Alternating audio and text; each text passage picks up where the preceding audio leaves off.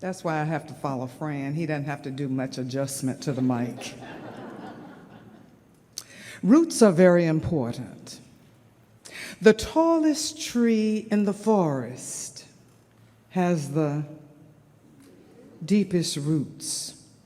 We must never forget our roots. I had a story that went like this. There was once a tree in the forest. It was the tallest tree in the forest. Its roots went deep into the earth. Its branches spread far and wide. Its leaves were fertile and green.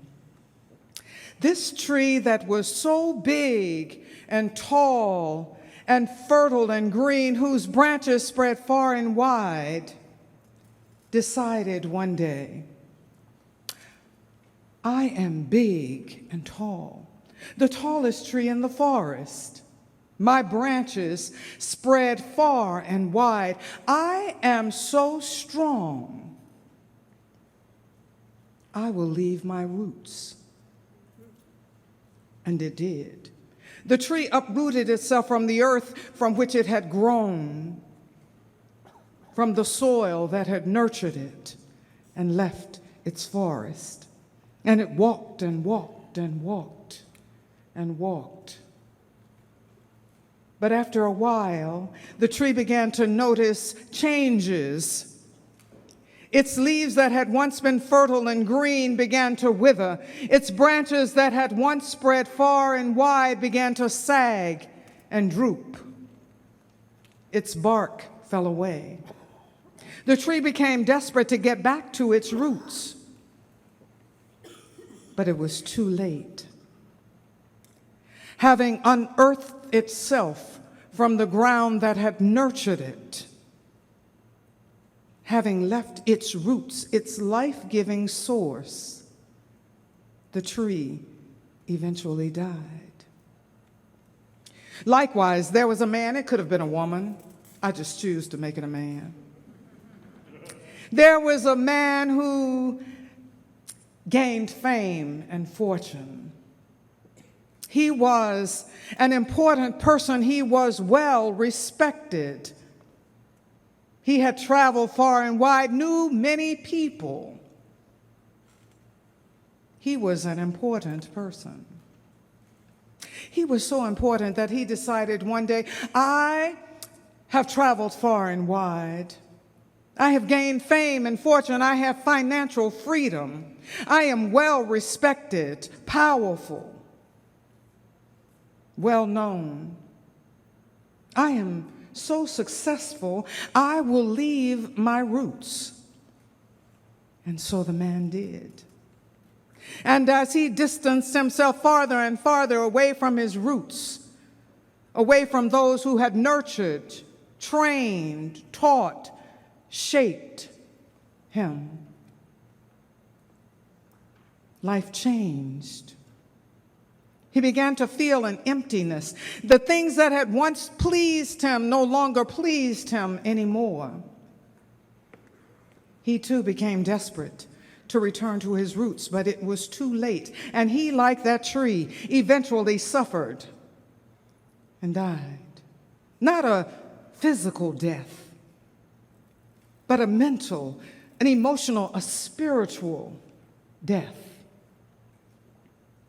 This story was told and is told to remind us of the importance of roots. And no matter where we go or how much fame and fortune we gain, we must never, ever forget our roots. And on that note, my mama told me lots of things. I'm sure your mama told you lots of things too. You remember this? My mama told me, you can sing it with me if you know it, if I was goody, that she would buy me a rubber dolly. Now, do you know this part? Somebody told her I kissed a soldier. Now she won't buy me my rubber dolly. My mama told me lots of things. The things our mamas told, well, some of the things she told me I, did, paid attention to. Some of the things she told me I didn't, and some she told me I didn't, I should have. My mama told me, for example, you can go as far and as wide as your dreams will take you, and as much as you're willing to work towards that. My mama told me, you may be black, but you can't let that hold you back. My mama told me, you must always share some of what you have with somebody who has less than.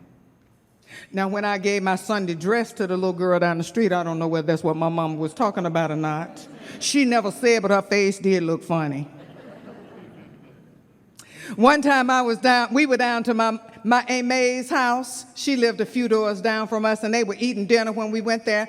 And my Aunt May said, have some, and my mama said, say no thank you. And I said, no thank you, but I want some. When we went to the Mount Zion Baptist Church once a month on Monday nights for the monthly get-together, and we had to say a Bible verse by memory, my mama told me to say, be ye kind one to the other. And I always did. My mama told me, always treat folks right. And if you do, something good will come back to you. When I was a girl growing up in Griffin, Georgia, 40 miles south of Atlanta, our house was 2 doors down from Simmons Grocery Store. Now, although Simmons Grocery Store, that store that sat at the corner of 4th and Tinsley Streets in Griffin, Georgia, really belonged to Mr. John Wesley and his wife, Juanita Simmons, it was really like it belonged to the whole neighborhood. Some of you may remember similar kinds of situations in your communities. It was a favorite meeting and greeting place for old folks, grown folks, young folks, everybody in the neighborhood. Now, Simmons Grocery wasn't just any old grocery store. It wasn't like your supermarket or your little strip mall store, but it was the corner store that in those days was kind of like the cornerstone, the coming together place in the community, the part that held everything up and held it together. It was that kind of store.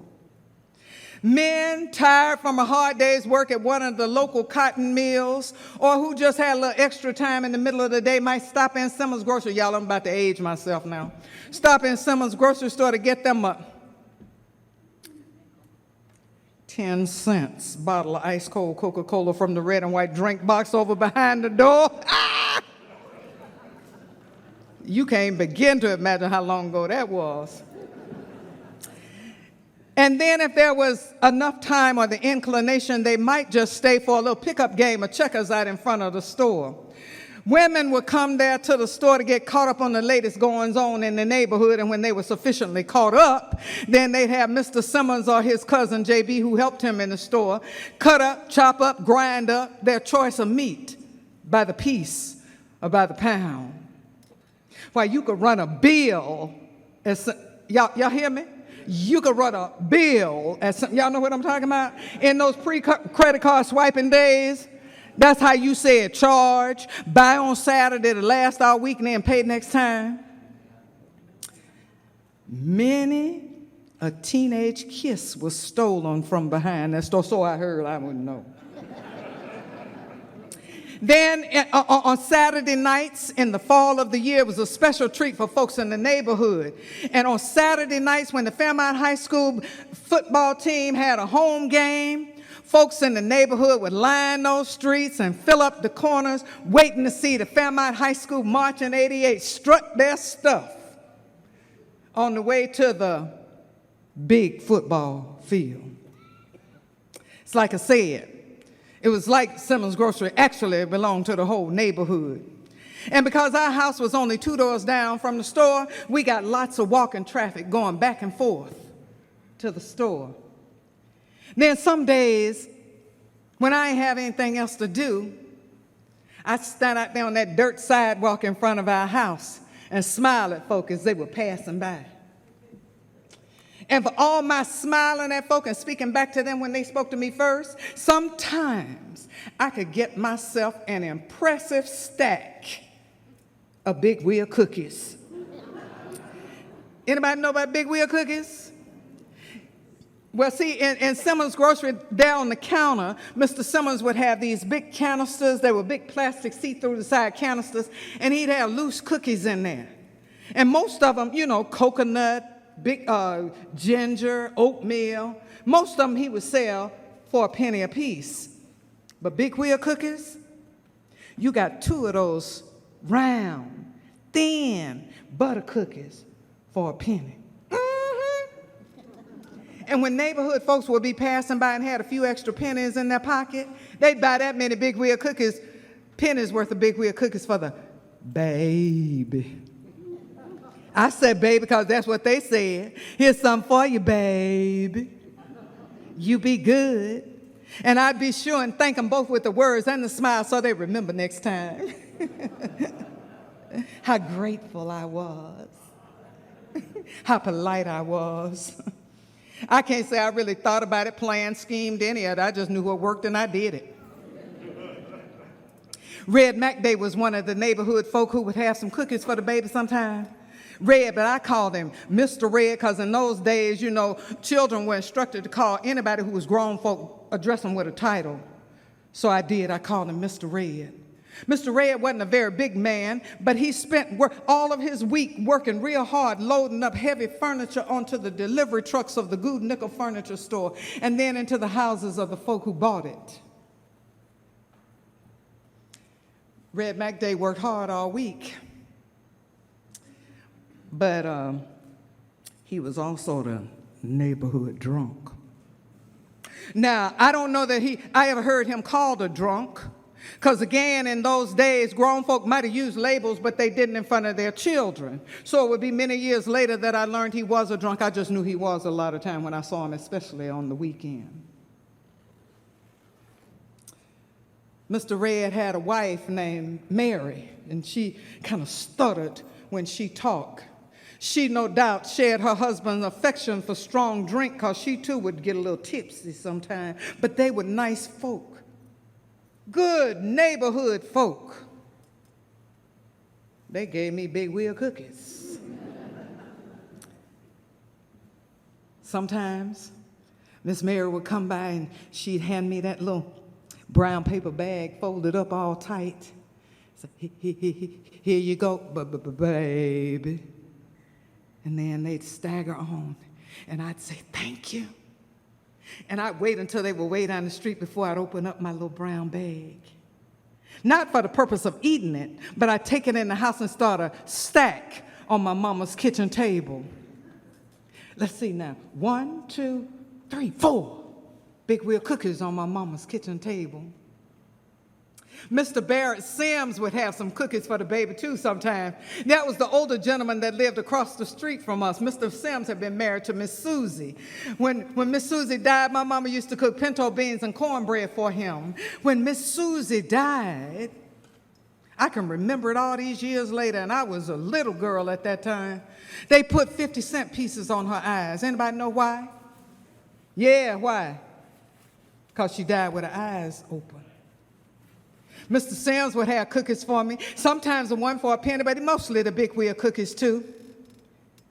Here comes Mr. Sims from the grocery store. He got that little bag. I'm grinning. I'm smiling. He said, here you go, child. You be good. He handed me that little brown bag, and then he moseyed on across the street and up the incline that led to his front porch. Thank you. Then I go in the kitchen and finish my stack. Let's see now. 5, 6, 7, 8 big wheel cookies on my mama's kitchen table. Then there was Joseph. Joe, I called him Mr. Joe. He lived down the street from us on the other side of my Aunt May's house. They used to always talk about Mr. Joe being a character. I wasn't quite sure what that meant. He did look kind of funny, though. He was always smiling, though. From ear to ear, looked like he was just smiling from the inside out. Mr. Joe didn't have a wife or anything. I don't know whether that's why he was smiling or not. But on a good day, Mr. Joe would have some cookies for me too.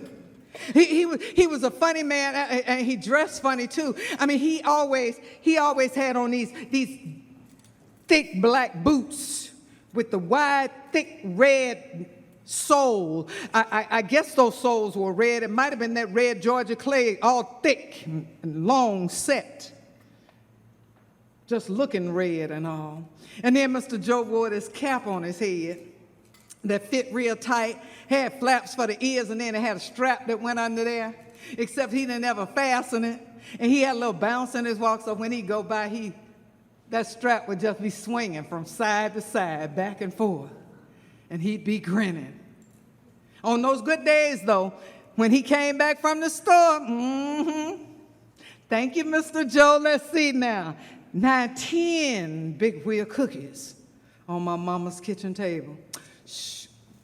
On my best cookie counting days, I don't know how many. I might have gotten even a dozen cookies. But you know what? I don't ever remember eating those cookies. I don't know that eating the cookies had anything to do with collecting them at all. I just like seeing that stack grow. And as I look back on that time all these years later, I think that there must have been some sort of validation for that little girl standing there on that dirt sidewalk, smiling at folk when they came by. Some kind of validation from the folk in the community that said, "You're okay, child. And here's something to say you're okay. Oh, I might not have much to give you. I might not even have the words to say you're okay. But today, I got a couple of extra pennies in my pocket. Mr. Simmons, could I have a couple of pennies worth of those big wheel cookies for the little girl down the street?" Here you go, baby. You be good. So I guess my mama got it right. Treat folks right, and something good will come back to you.